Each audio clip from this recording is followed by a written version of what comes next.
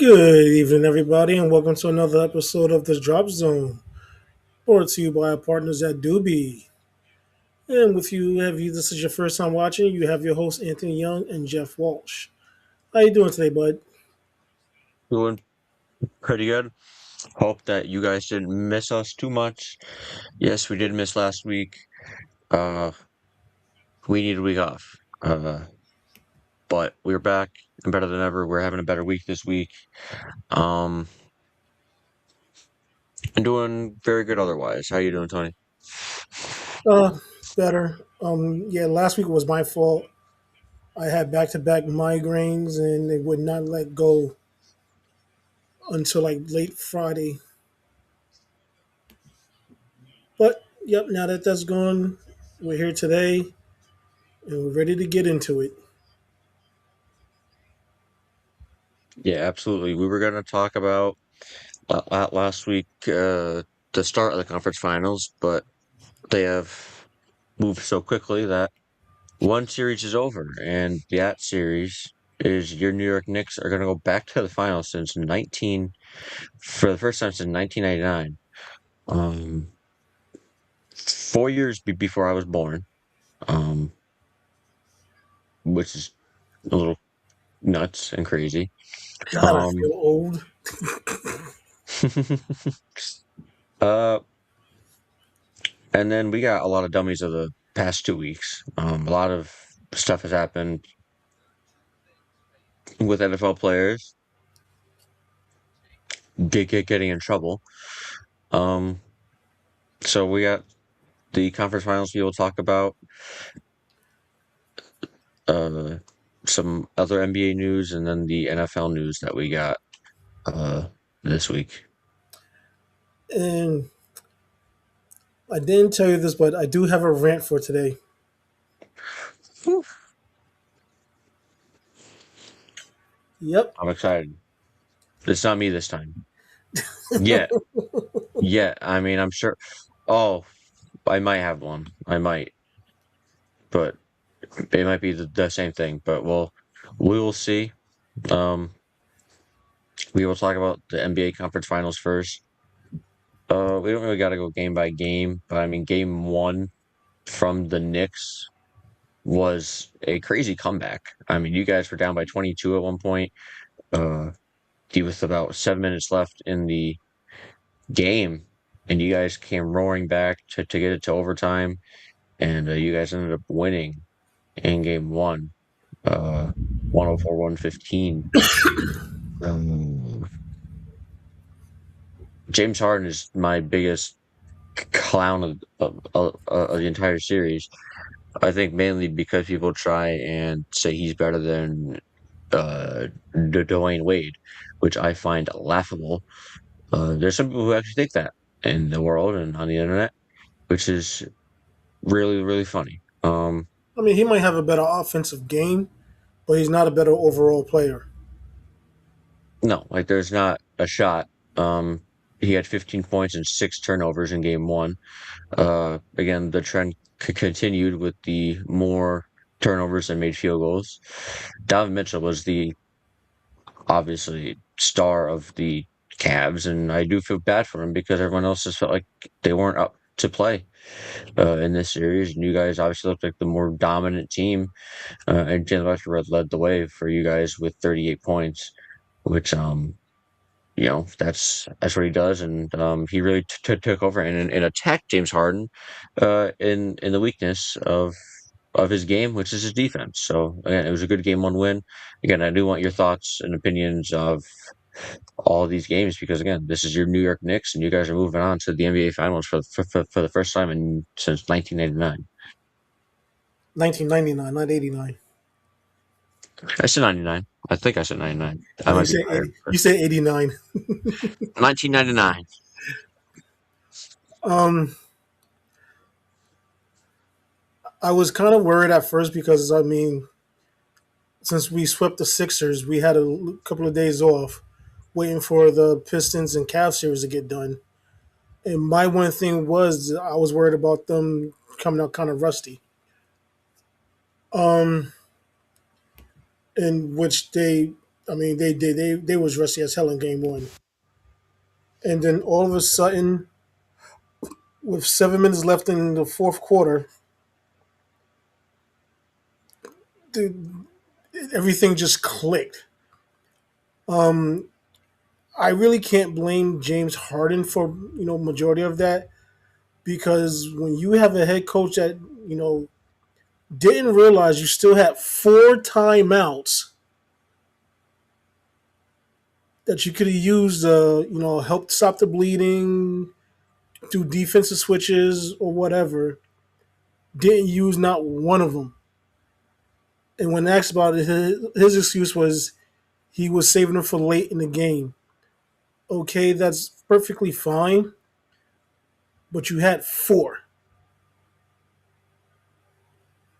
and you usually lose two when it gets close to like the 2 minutes. The last 2 minutes of the game, you get dropped down to two timeouts. The run started when it was 7 minutes left on the clock, so you still had four timeouts, and you did not use one. Yes, we all know James Harden is not a defensive specialist. Neither is Donovan Mitchell. Neither one of them are good defensive players. They're better on the offensive end. But I still pull game one on Kenny Atkinson, the head coach of Cleveland, because at some point you got to say to yourself, okay, timeout. Let me regroup my troops, come up with a game plan, because now we're getting torched, and he did not do that. That carried over into game two. Basically, that just carried over to the rest of the series because I mean, yeah, people can say okay, they blew game one, they had a shot, but you blow a 22-point lead with 7 minutes left in the game and end up losing in the overtime. I don't care who you are, your confidence is shot. And the Knicks took advantage of that throughout the entire rest of the playoffs. They knew their confidence was shot. They knew that their head coach was way over their head, and that he was outmatched in every aspect of the coaching game by Mike Brown, who's not that great of. I mean, Mike Brown's a decent coach, but he's not a somebody that you're going to sit there and say, okay, he's going to be make the big difference. He's not that type of coach. The players are the ones that are making the big difference. The only difference he made is he switched up the offense came playoff time. He didn't run the regular offense that he ran during the play or regular season. He was running the offense that was ran more through Cat, which is, I mean, that shows that offense has a great wide potential. I mean, how many teams you could say was shooting over 50% from 3-point range? And Jeff, you know Not how many. when teams can't hit threes. Oh yeah, and they keep shooting them. So Mikal Bridges is still playing, like the player that we traded for. Josh Hart in game, I believe it was three, stepped up with 20 something points.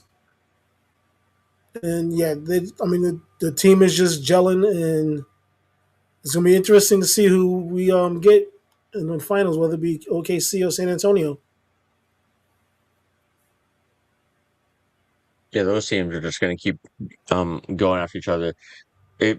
I mean, it's funny, ever since that Hawks series, you guys have looked unbeatable. Really just kind of picked on the 76ers who went 7 with Boston. And I mean, I've watched enough basketball, you've watched enough basketball. When we see a team, like you said, blow a 22-point lead with 7 minutes left in the game, you pretty much just know that the series is over at that point. Because like you said, the confidence is shot. And there's really no coming back from it. I do blame a lot of it on Kenny Atkinson, especially when he goes into a post game. press conference, and he says that James Harden is one of their better defenders, which Can we have him drug tested, please? yeah, that's yeah, and the Cavs are re-signing him and giving him an extension, and they plan to keep James Harden as well. Um, and that's why I was like, why did you trade for James Harden? And they said for the playoffs. I was like, statistically, his numbers drop offensively in the playoffs, and defensively, he's not a good defensive player.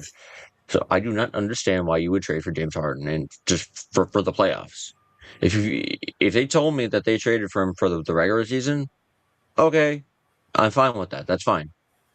But I don't get it because again, he kept getting called out time and time again. Again, especially in game one, Jalen Brunson in the fourth quarter kept going after him time and time and time again. And Atkinson just never switched it, never did anything, and never took Harden out, never said, "Hey, dummies, don't switch on the screens. Go get over it. Do not let James Harden be guarding Jalen Brunson." And again, it kept happening over and over again. And in game one, again, there was no coming back from it. It was game two. Josh Hart had 26.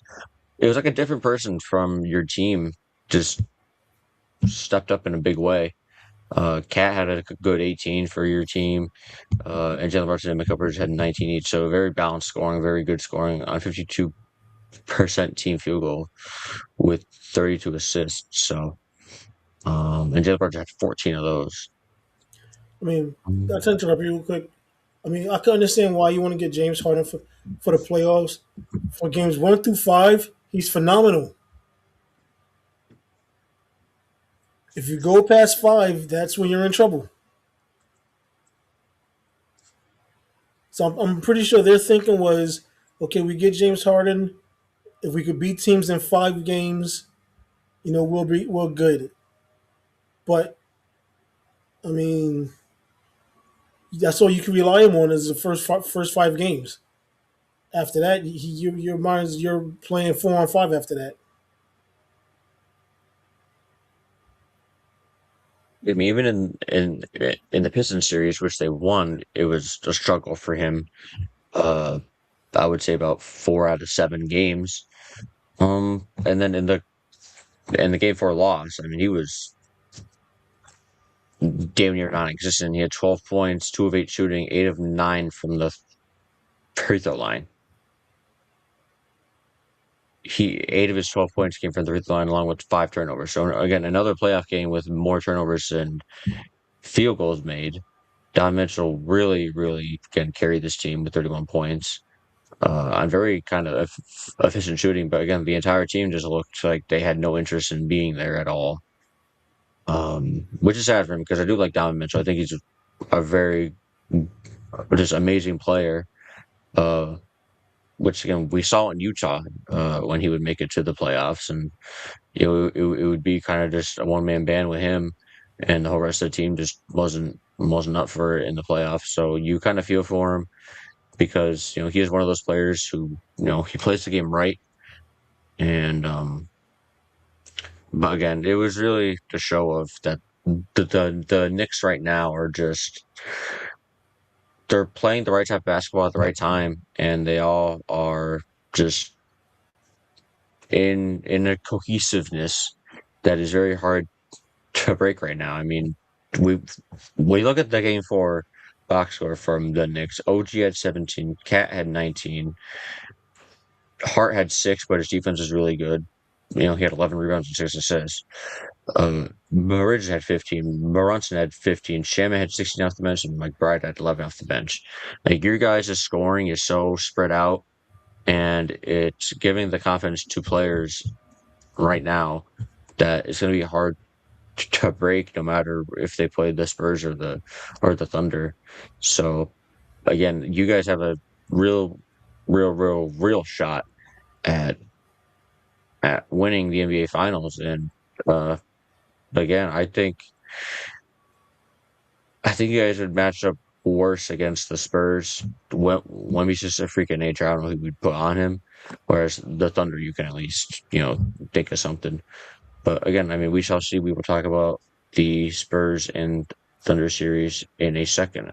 I'll let you talk about Game 4 or however, whatever else you want to talk about your Knicks with. Oh, I mean, I don't have much left to say. Um, like I said, the way they put this team together shows, that they trusted in the players. They trusted in somewhat the system. Um, I was kind of skeptical when they let Thibodeau go at the end of the year and hire Mike Brown. But it's showing that right now that's showing that was a smart decision because Mike Brown has gotten us over the hunch. Whereas Thibodeau got us as far as the Eastern Conference Finals. Now, who's to say that he couldn't have got us to the finals this year? I think the only difference was with the way the coaching.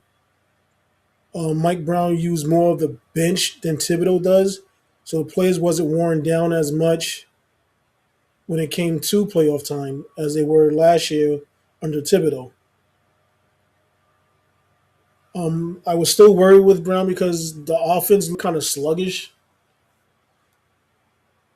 and then all of a sudden, Game 4, the Atlanta series, the offense became looked very different, and I mean we haven't lost a game since.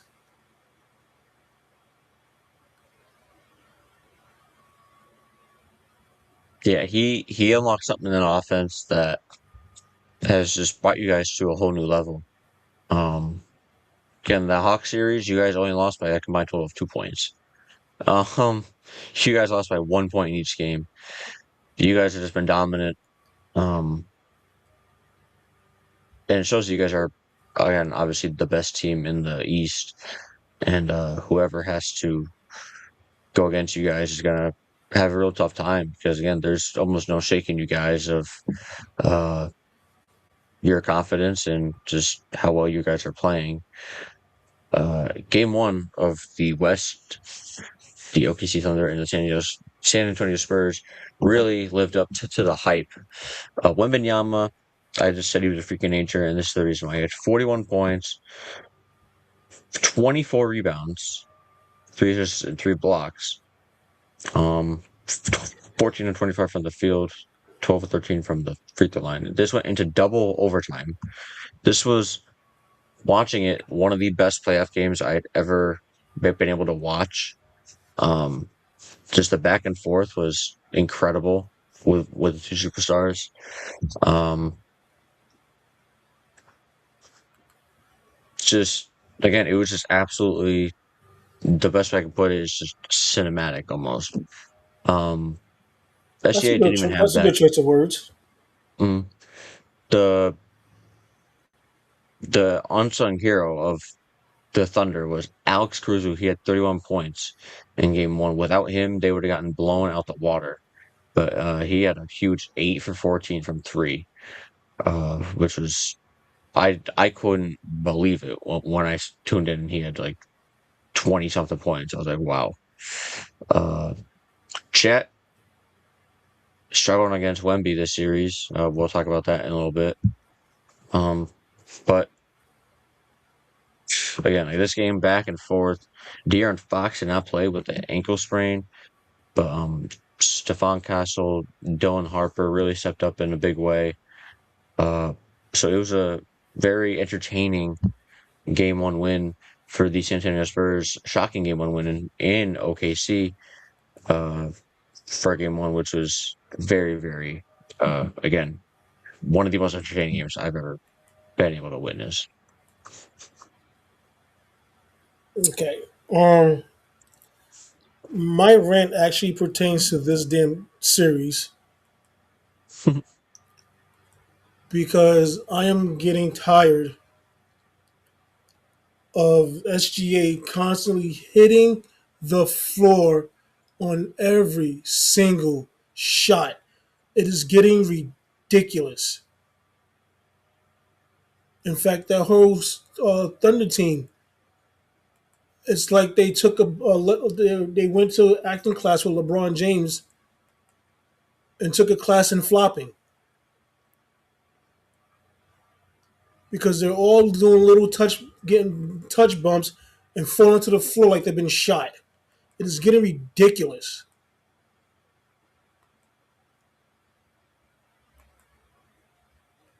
I mean, it takes for a team that is that talent, they shouldn't need to be pulling those type of tactics. And it's taken away from a great series because now that's all everybody's talking about is the Thunder flopping constantly on every single shot, every single play. Somebody's hitting the floor for no reason, like they got like a sniper just shot them,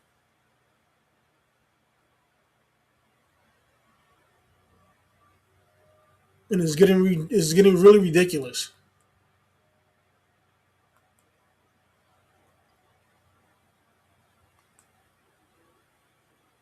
I agree with you. I was talking with a coworker about this yesterday. I don't know what the league can really do about the flopping epidemic that we have in the league. The Thunder are the big part of it. Other players and other teams do it a lot, like the Lakers. Um, I don't know what could really be done. The biggest example of this was game three, I believe, in San Antonio when SGA went up for a shot against De'Aaron Fox very early in the game, and De'Aaron Fox didn't touch him. Didn't touch him, just brushed right by him, and SGA fell, and he got the foul call on De'Aaron Fox. Yeah, it's ridiculous. Like that's the huge that watching I have a hard time watching the Thunder. I really do because it is just nothing but trying to get calls, foul bait, and they don't totally play the game the right way, which is very tough to watch. It's very choppy at times because that's all they're doing is trying to get foul calls on the other team. Again, I'm not saying that they are the only team who do it, the only players who do it. Wembanyama, he does it a little bit, but no, he does. I mean, Hartenstein in game fucking two could have had about 10 fouls because of how hard he was fouling, or just how much he was fouling uh, Wembanyama. But yeah, I mean, I, I know it's I going to don't. happen. I mean, it's part of the game. But when it's happening on just about every single play,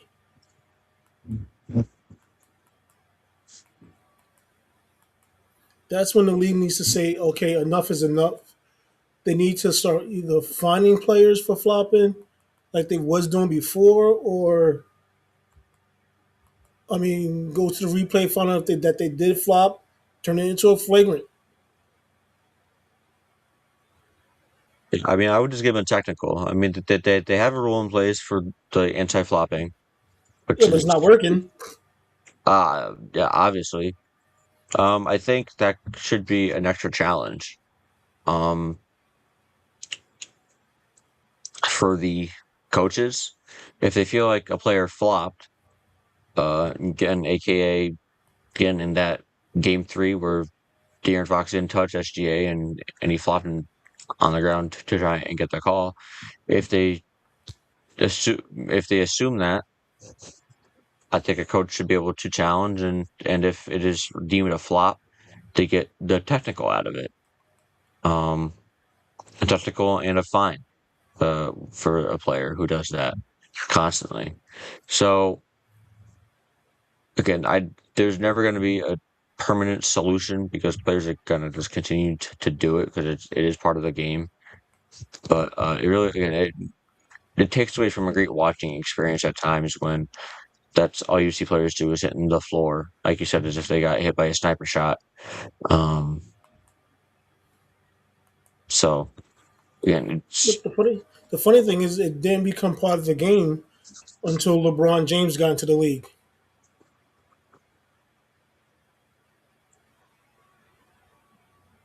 I mean, let's think about it. I mean, yeah, there's always been. I mean, there's always been flopping. You know, but it didn't get this bad until LeBron James got into the league.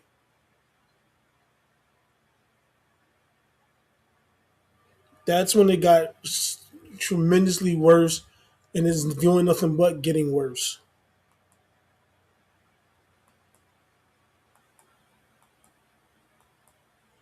It's getting worse, and there's really, again, I don't know what to really do to stop it. Uh, but in game two, the injury bug kind of hit both teams. De'Aaron Fox was out again, and Dylan Harper left the game in the third quarter with a hamstring injury, and he did not return. He had 12 points at that point. And Jalen Williams for the Thunder ended up leaving the game with a hamstring injury and did not return. He's been out ever since. Um, SGA had a 30-point game in game two with 9 assists. Wembanyama had only 21 and 17 rebounds. I say only after his freakish game one performance. Uh, but yeah, I mean, yeah, this series has been a really good series apart from the flopping. I would say I think it's been a very entertaining series, other than that part of it, of all Well, it just has been. other than just everybody trying to foul bait. SGA in game three had 26 points, 12 of 12 from the free throw line, so 12 of his 26 was from the free throw line, along with 12 assists. Um, it was a huge. Okay, game three was historic for the OKC Thunder because the bench combined for 76 points, which is an NBA playoff record. Um, which again just shows again that the Sixers are absolute idiots for trading away Jared McCain when they have no bench depth to begin with, for practically nothing. I think it was a second round pick that they gave up for Jared McCain. Um, they look like a lot. They look like very big idiots. Um, because he had 24, Wallace had 11, Cruz had 15, and Jalen Williams had 18 to lead the bench, and then they combined for 76, which is, again, an NBA playoff record, which is very impressive. And obviously, the same couldn't be said for the Spurs, who just got kind of ran off the court in game uh, three with the 123-108 loss at home. I don't know if you have any comments or thoughts. No, I said what I had to say. You feel better now? On to my next one. Okay. And then game four, San Antonio won 82 to 103. Jalen again did not play again. SGA only had 19 points, about a 7-7 for the fifth line. So again, 7 of his 19, so he only 12 other points, 7 assists. Wemby had a great game, 33 points, 8 rebounds, 5 assists, 2 steals, 3 blocks. And then game five, which happened last night, was a 114-127 win for the OKC Thunder. De'Aaron Fox and Devin Vassell had 15 points combined. Wemby and De'Aaron Fox both shot 4 of 15 and did not make a three. That makes you very happy. Uh, Tony, I don't know that. They combined for 0 for 9 from three. Really, really nobody shot good for three other than Julian Champagny, who went 4 for 8, which almost led the team in scoring with 22 points. But yeah, it was another. Again, SGA had 32 points, but he went 16 to 17 from the free throw line. So half his points came from the free throw line, which again is exactly what you said. Um, Yep. Again, makes it very tough to watch. But Jerry McCain and Alex Russo tipped in 20 and 22 points respectively. That's all I got for that game or series. Game 6 is tomorrow. So we will see if the Thunder will move on or it will go to a game 7. I'm Um, thinking it's going. I'm thinking it's going 7. I think so too, and you guys are going to pick up the scraps again. Um, because as you guys are doing, like you guys are playing the more tired teams, but hey, that's how it goes, and that's you guys are earning the extra rest. I mean, I know a lot of people saying, "Well, the Knicks really haven't played anybody." Okay, but we only could play who's in front of us. Hmm. Yeah, So I I mean, it's not mean, your fault you that the can't blame Sixers went us. 7. I mean, you can't blame us for dispatching, all three teams in less in 6 games or less.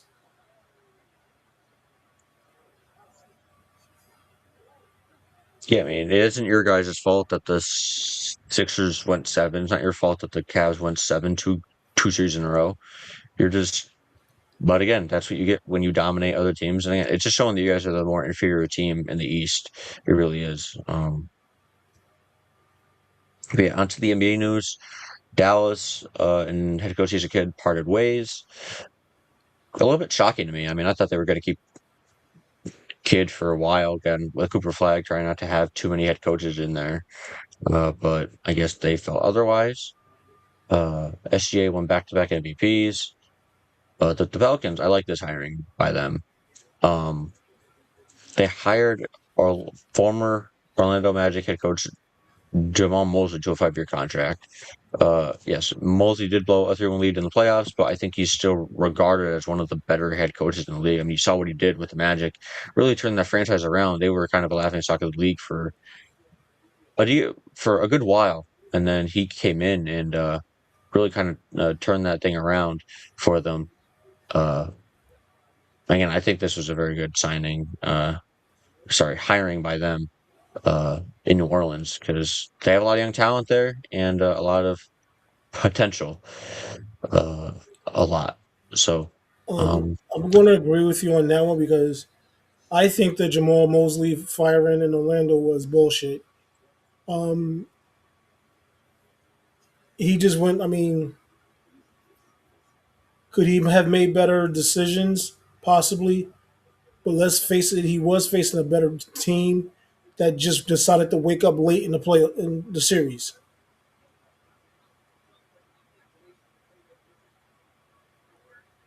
So I mean, I can't fault him for that.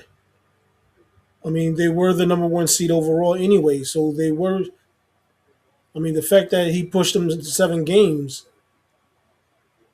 should say something about the way he was coaching everything. And if you're trying to blame him for that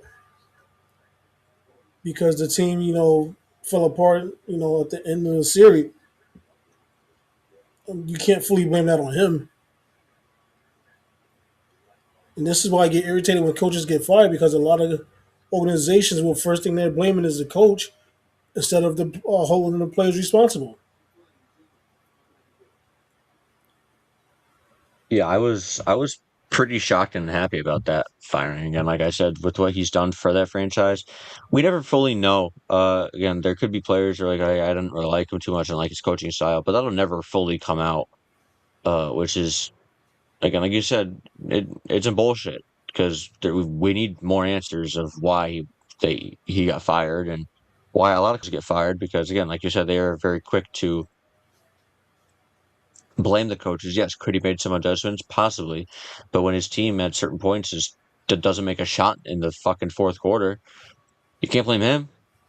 You Exactly. He's not the you one can't shooting blame the him on ball. that one. So again, I thought that was bullshit firing, but I think this was an incredible hire by the Pelicans Oh yeah, this is and an what they're exceptional trying hire to. by the Pelicans. I I know they were torn between him and Rajon Rondo, which Rondo, as a head coach, I think would be a great head coach. Didn't really like him as a player, but I cannot deny his basketball IQ and his smarts of the game. So I think if he does ever get a head coaching opportunity, I think he'll do really well in it because you see these point guard head coaches do pretty well in the league. So I know they were torn between him and Rajon Rondo, but they did get Jamal Mosley, which again I would give that an A+ hiring. I think that was an amazing, amazing hire by the Pelicans. And then we go to the NFL. The fucking Steelers did it again. I was waiting for this.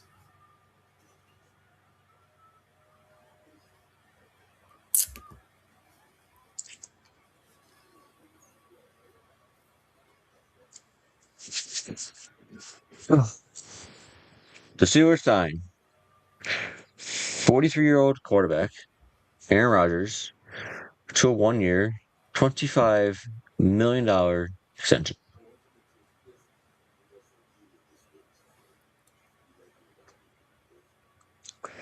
After in the past 2 seasons in the draft, they've drafted Will Howard and now the kid out of Penn State, with also Mason Rudolph on the roster.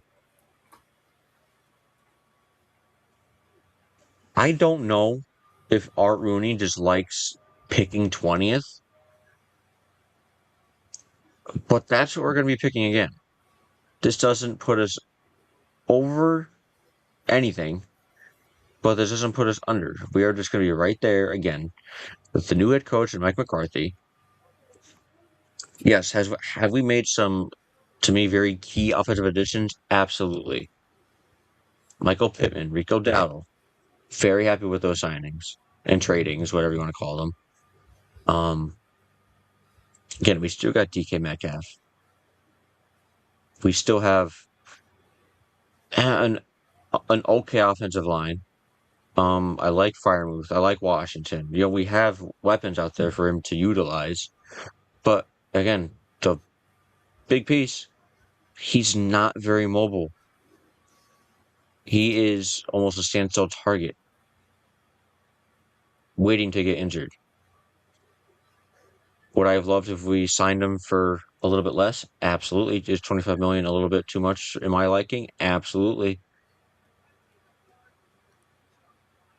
He has announced that he is going to retire at the end of the season.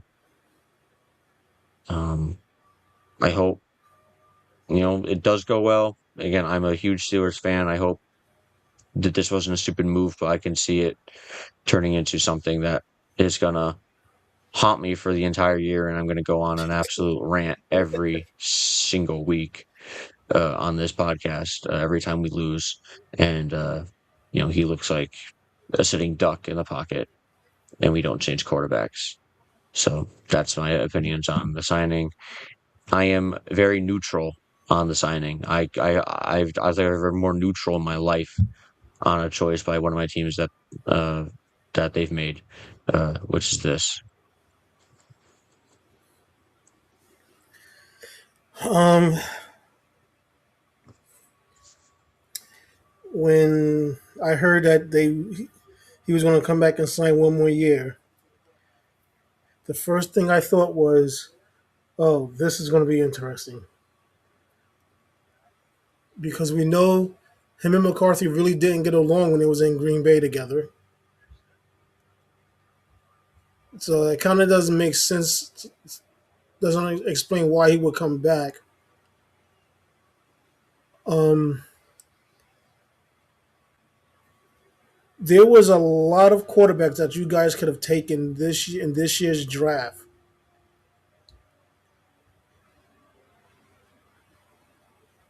That you could have, pushed out on the field and stuff like that. That could have made a difference because I'm looking at it this way. Come next season, all those weapons that you guys have, how many of them is going to want to stay if they don't have you guys don't get a quarterback?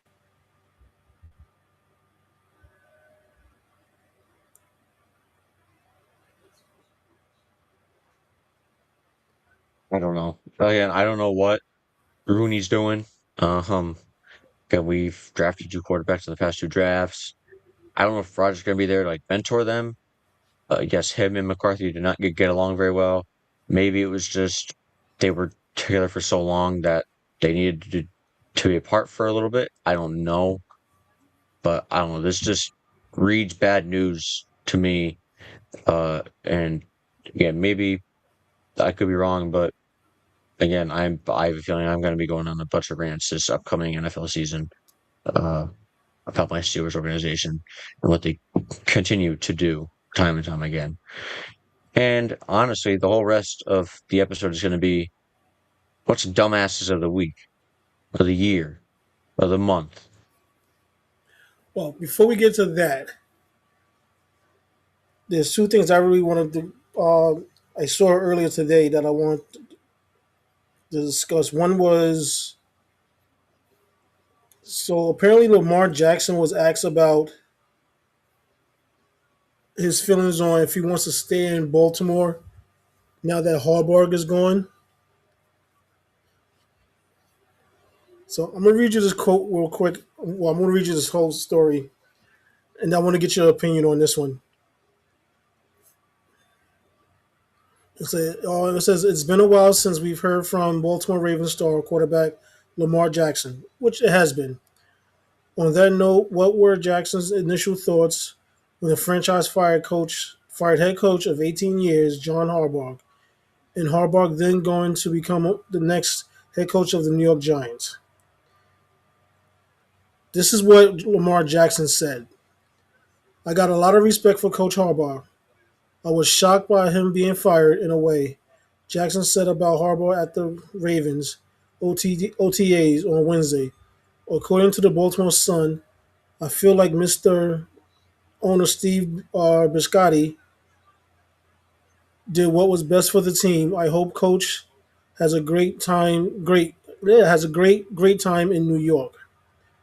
Hats off to Coach because we did so much for the city, for the team, for this organization. Hats off to the New York, and we built a lot. We did a lot here.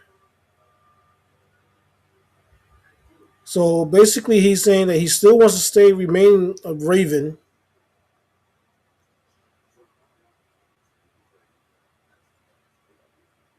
which is weird because now that they've also restructured his contract, where for this year, instead of taking a $74.5 million hit, he's only taking the Ravens only taking a $34.54 million hit, increasing his 2007 or 2027 cap hit to 74.5 million from 84.9 million, and adding a void year in 2030. So they structured it where he gets less money, and then on I believe the last year of his contract they could void it.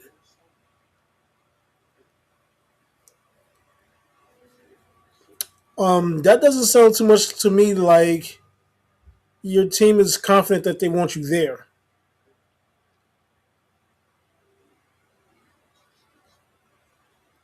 I don't really know what to think. As a Steelers fan, do I want him out of fucking Baltimore? Fucking hell yeah, I do. I want him out. But, I think what he said about Harbaugh was very respectful. It showed that they didn't have a quarrel in their relationship. Um, I think some of the teams that were built around Lamar Jackson were a joke. Um, he was the main reason why they were in the spot they were in. A lot of the times, gave him not a lot of weapons to work with. Again, he's never been fully known for his downfield throwing. He's been a lot known for his running. Some of the play calling in certain games by the offensive Questionable. coordinators were very questionable to not run Derrick Henry into the ground when you have Derrick Henry. Um, I don't know if that was them not believing in him, or maybe he was like, "Hey, I'll take a pay cut, go out and get somebody for me to throw the ball to." I don't know. Um, Again, his comments were fine, and I think just very respectful. That again, him and Harbaugh didn't really have any issues. It was just sometimes you just need a change of scenery. Um, and I guess we will see for both sides. But as far as the contract goes, again, like you said, it could be two things that they don't trust him or believe he could be the one. But at that point, why wouldn't you just trade him and see what you can get out of him instead of just restructuring his deal? Again, or it could have been again a conversation between a bunch of them and said, "Hey, we like I'm willing to restructure it, but go out and get a wide receiver, and and give me a target to throw to, and let's get this offense rolling because we'll have again a good running game, and again I'll have some weapons out there." But as of right now, it's kind of skewed, and I guess we'll see. But again, would I like to see him out of Baltimore? Absolutely, because it'd make my life much more peaceful. But um, yeah, I don't really know what to think about that other than what I just said. See, for me, I really didn't have a issue with them restructuring the contract for the simple fact is a lot of teams are doing that now. My issue was the adding the a void year in 2030.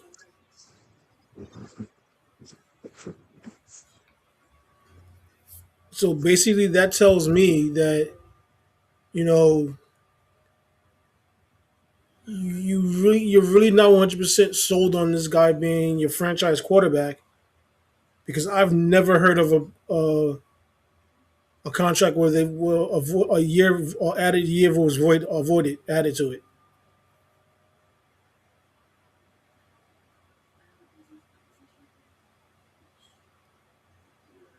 I think I've heard it a few times, not very many times, and not someone with this caliber. It's almost like they're giving him a deadline of, hey, if we don't win the championship by 2030, we're not paying you.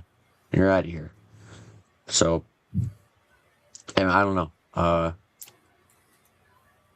I guess we'll see. What was the other thing you wanted to talk about before we got into the dumbasses of the fucking year so far? Well, this one will go along with the dumbass of the year, but this is more of a team dumbass because now the Minnesota Timberwolves are now regretting trading for Julius Randle. Really?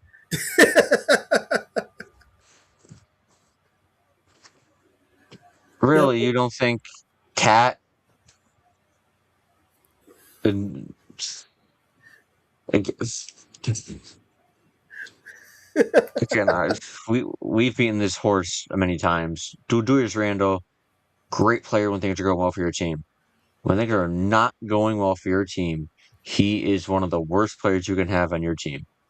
He will pout, he will moan, he will bitch, he will complain, he will be just a Debbie Downer when he needs to be an uplifter. He's not the best leader of people.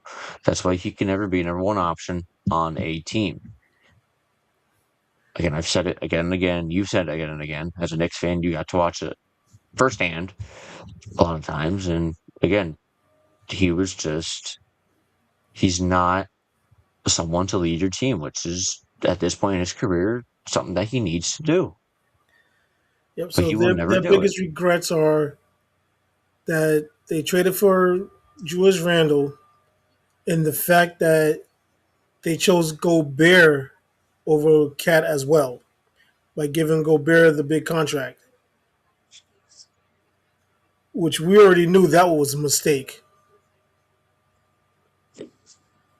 Yeah, let me give Rudy Gobert a huge ass contract when he has no offensive game other than alley oops and layups off offensive rebounds.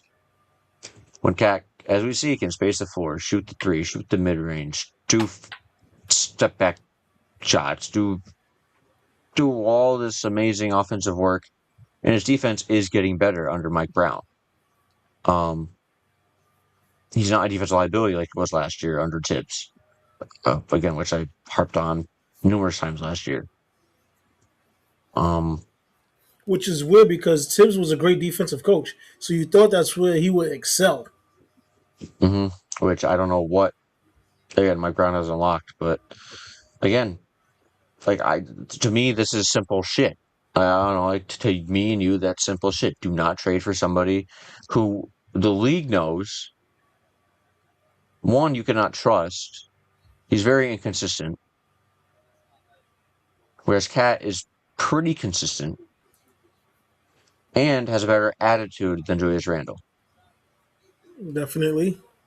Randle's attitude is piss poor. One of the worst in the league when his team is losing. Again, nobody likes to lose, but the way he handles himself with his teammates when he's losing, when stuff isn't going his way, is one of the worst in the league. I haven't seen anybody about as bad as him. Or maybe And LeBron. yeah, and for the Timberwolves to just notice that now is laughable. With how good Anthony Edwards has gotten, how good Cat has gotten, but teams are just so quick to get rid of players and just start something new. It's like, can we just let two guys build cohesiveness and build something? Like, I don't get it. Like, it's just stupid. Just stupid. It didn't make any sense because it was just in the conference final a year ago. Or was that 2 years ago? Yeah, they they've been pretty successful.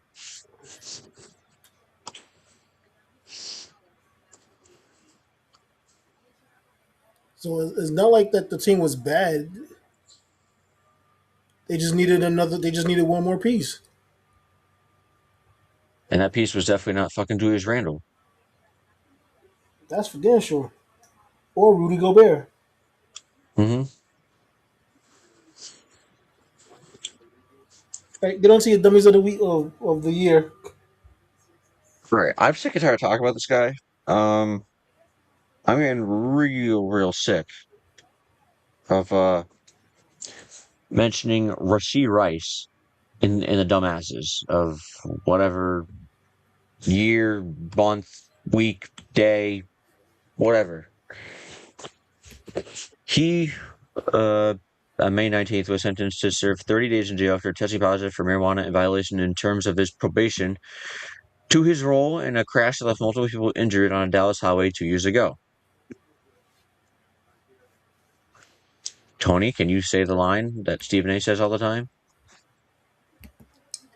Stay off the weed. Thank you. You're welcome. Um, when I saw this, I think I felt myself get warm with how much rage I felt. This guy is lucky enough to be walking free with the fucking crash that he caused. Um, he's only going to serve 30 days, which again, if it was an NFL player, I think would have been more. Um,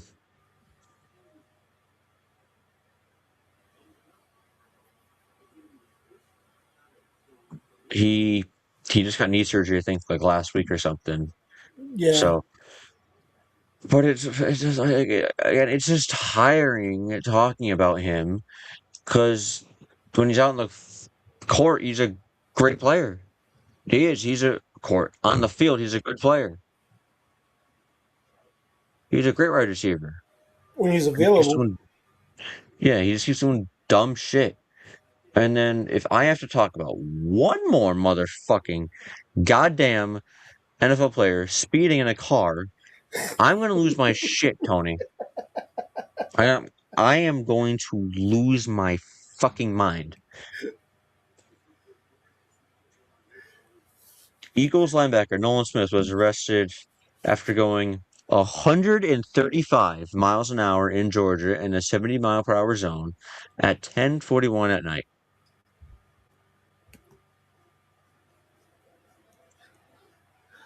Did we not fucking learn from what happened with what was his Dummy. name? Henry Ruggs? Yeah.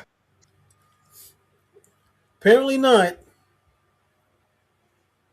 Oh, What could you have possibly been doing, going to, in the right mindset to go 135 miles an hour? The only two justifications I would ever have for going that fast is if one, you're rushing somebody to the hospital that's injured, seriously injured. Acceptable. Two, your wife's in labor. I would, I would get that. Those are the only two, but just for the enjoyment, I'm gonna lose my shit, Tony. Because you know how much I hate idiots like this. I can't stand it when we have learned time and time again how many times fucking Shador Sanders. Twice last year I had to talk about him and the fucking speeding.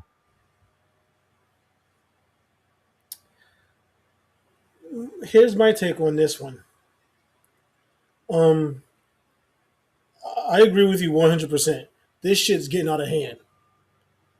There is no need to be doing 135 miles an hour, 10 something at night.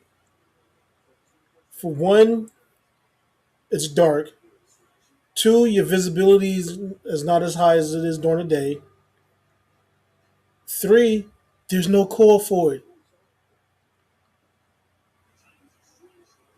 I mean, yeah, there could be some exceptions, and even then, I kind of am biased towards the sections where, if your wife's was in labor, or you're rushing somebody to the hospital for a medical emergency. Yes, I get that, but at the same time, you could also call while progress, call 911 and have them escort you to the hospital so that you get there safely and you get that person there safely. But just to do it just for fun, yeah, that makes absolutely no fucking sense to me whatsoever.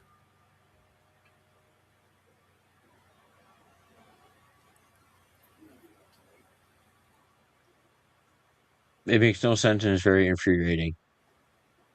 Um, and then the newest one that actually came out yesterday from Green Bay Packers running back Josh Jacobs has been arrested and booked, but he's now been released because it is an ongoing investigation on 5 charges, including battery, which is in the domestic abuse category, criminal damage to property, which is in the so each one of these is in the uh domestic Domestic abuse. um abuse category, disorderly conduct, strangulation and suffocation, and intimidation of a victim. Jacobs denies the allegations. I'm really not going to touch on this until more of the details and facts come out, because we also have seen where females, just because they was told no, just go into a rage and just start accusing people because they're not getting their way. So I'm going to hold off from judgment on this one until all the facts come out, because I don't want to be, I don't want either one of us to sit there and say, you know, we're sick of this, all this is going on, and everything comes out to be not true. And then we're sitting there issuing an apology because we jumped the conclusion off of what the initial arrest was, instead of waiting for the facts to officially come out. I mean, this is not like the Rashid Rice situation or the Nolan Smith, where those are the undeniable facts. This is something that we've known for years to go on with high profile players and getting accused of things, and it come out to not actually be 100% true. Now, with that being said, I mean, there's possibly some truth too because Josh Jacobs has been known to be a hothead so at times. So I'm not going to completely exonerate him, but I'm not at the same time. Not at the same time, I'm not going to crucify him. Yeah, the most common phrase is innocent until proven guilty. Um, Again, I'm not gonna cast a bad shadow on him again, but if pictures come out, if more evidence comes out, we will talk about it next week in more, detail. I'm not gonna bash his character or anything, because again, unfortunately, women do this to, again, like you said, the high-profile athletes trying to get a lot of money out of it, just because, again, he might have just said no, and for all we know, could have hurt herself on purpose to try and make him look bad. So we're not gonna do any more comments on that. And the only other thing is that five-time Pro Bowl Derwin James now become the highest paid safety for the second time in his career, agreeing to a 3-year, $25.2 million a year extension that includes a $57.5 million guarantee. So, signing off on a nice note, on a positive note, because Derwin James is definitely one of the better safeties in the league. Um, that's it. So we got. Can't think of anything else. No, again, other than your Knicks finally getting over that hump for the first time. Well, we're not officially over until we win the championship. Well, at least you're in the finals. Yes. It won't be since 1999. And I was the hardest critic on the Knicks when they won this the NBA Cup tournament because I was like, it's an in-season tournament. Nobody really gives a shit. But if the Knicks win the championship this year, I mean, it will validate that that it was a good team. Even if even if they don't, they're still a good team. My thing is, Knicks fans, please pump the brakes on naming Jalen Brunson the greatest Knick of all time. He is not better than Patrick. Um, if he wins us a championship, yes, it will elevate him up there because he was able to do something that Patrick Ewing wasn't able to do. But he is not better than Patrick Ewing. Is he on the Knicks Mount Rushmore? Yes, because he's done something that no Nick has. Carmelo Anthony hasn't even been able to do. Get the Knicks better each year. He's been there 4 years, and all 4 years the team has gotten progressively better. So again, don't get. I'm not bashing Jalen Brunson. I love JB, but let's pump the brakes on naming him the greatest Knick of all time. That honor Yeah, still I agree with. belongs to Patrick Ewing. Yeah, I agree with you there. But if he wins one, I'd already be calling him the best because he the Ewing with how good he was never able to do it. Win one. Like I said, he would be in the conversation at that point and be an opinion based. But I think just how clutch he is, and I feel like your Knicks, the team believes in him so much that they know that if they go into the fourth quarter, say down five with about 2 minutes left, they believe they can win because they have Jalen Brunson, which is to me one of the best clutch players in the league. Oh, Um, don't get me wrong. He is by far the best clutch player we've ever had. like I would be confident down by five. With the ball in his hand. Hell, shit, we was down by 22 with 7 minutes. he took over. Like he can just start lighting up in a heartbeat, like just in a snap of a finger. So yeah, again, pump the brakes a little bit, but I understand the excitement. Again, he's helped get that team to somewhere it hasn't been since 1999. Um, but again, you guys built the team around him, and again, it's just gone right. Again, you guys have had this team, at least his core, together for a few years. Um, and again, it's just getting better year by year. Again, you guys, everyone was like, "Oh my God, did they make the right move by firing Thibodeau and hiring Mike Brown?" Honestly, I think if you guys still had Thibodeau, I think you guys lose against the Hawks in round one because Thibodeau struggled for some reason to make adjustments. And like you said, he didn't go to his bench as often to where your starters would be so dead tired by at least game 4 or 5, whereas they were more well rested. And as you see, the more well rested, the better they play. And they're playing, again, exceptional basketball. So I can't wait to see who they play in the NBA Finals once that Spurs and Thunder series is over. Hey, spoken like a true Nick. You said everything I would have said. I'm not a Knicks fan. Get out of here. We're not doing that.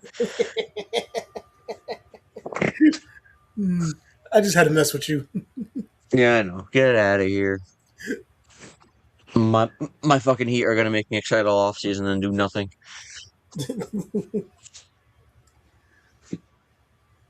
All right, time for a word from our partners. Let's see. Do I want to do that one? Where's my other one? Let's do this one. Warning: your current energy drink is about to get replaced. Meet Doobie, the clean, jitter-free fuel built for gamers, grinders, and anyone who refuses to run on empty. No crash, no sugar overload, just laser focus, smooth energy, and straight up performance. You don't sip Doobie, you level up with it.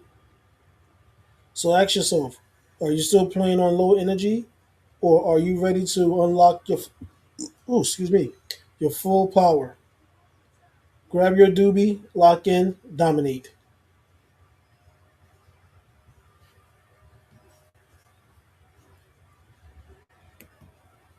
Just gonna thank you, Doobie, for partnering with us. And again, if you want to go over to the website and type in our promo code DropZone, you will get 50. Ooh, look at this!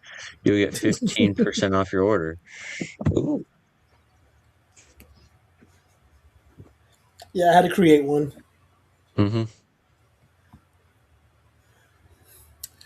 All right, and once again, oh, we did make the Facebook group page public now, so it's no longer private. Anybody could join the group.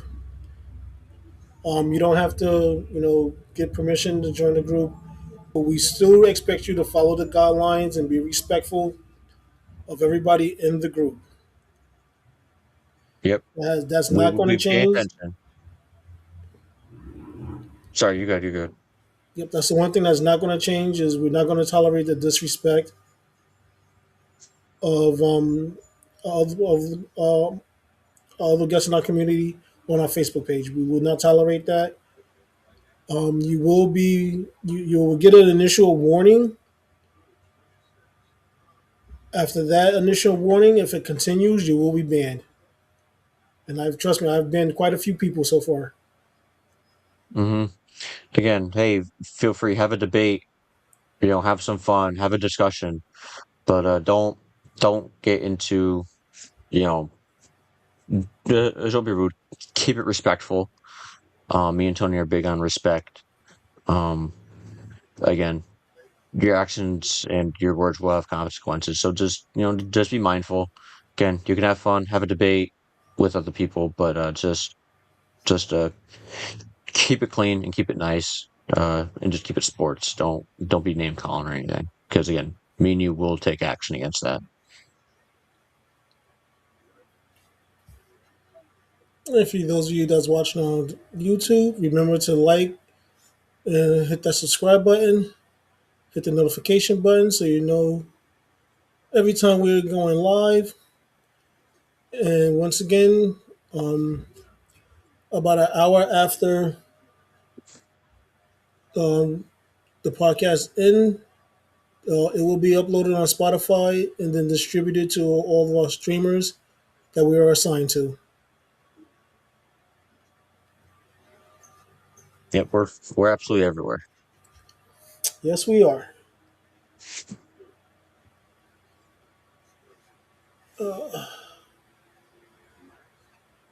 Got anything else, bud? No, I'm good.